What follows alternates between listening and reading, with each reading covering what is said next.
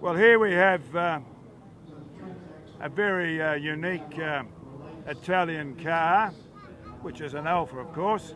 But we've got some very unique people here today. Augusto, this is your car, restored. Yes. And what you couldn't come to an Alfa show without having John Lawson here, who's well known for bringing in rare Alfa Romeos. And according to the grapevine, this is the one that slipped away, was it? This is the one that escaped.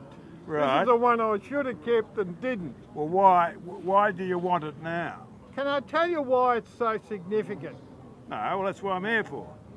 It's really the world's first significant sports car. It's 1500. Jarno designed the P2, which is the 2-litre racing car, 8C racing car. He came from Fiat, and then he designed the 1500. Now, Dana Gaze and Michael Valmorvita and I raced the 1500 in the 1989 Mille Miglia, and I went and saw the man who had this car down in Guildford. And I thought about getting this car and the 1500. In the end, I swapped the 1500 with Dan Margillis, who was a well-known trader of cars in London, for a 1750, which Augustine actually restored.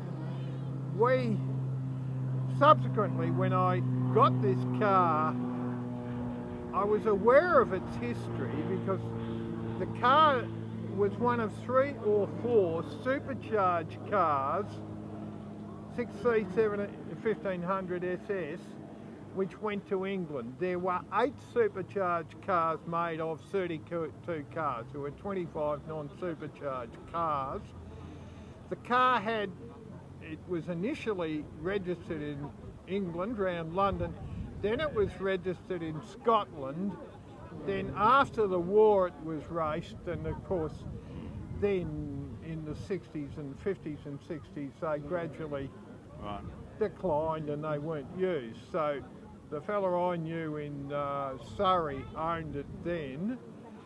The beauty of the car was, up until the 50s, 40s and 30s and 40s, these cars and their mates, the 1750, from which they derived, could thrash any like-engine car like the TA or the TC or these were miles better cars. They handled better, they had beautiful braking. Until the 50s, they were really a very viable sports car, so you could drive them. So what sort of speeds we're talking about in miles per hour? You're looking at 90 mile an hour, something like that.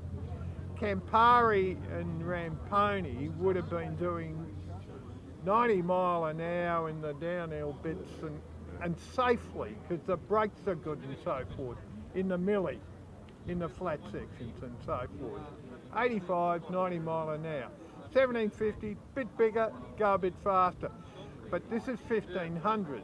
The 1500s continued to win. The 6C 1500 SS, of which this is the only example in Australia, continued to win the 1500 section of the Mille Miglia.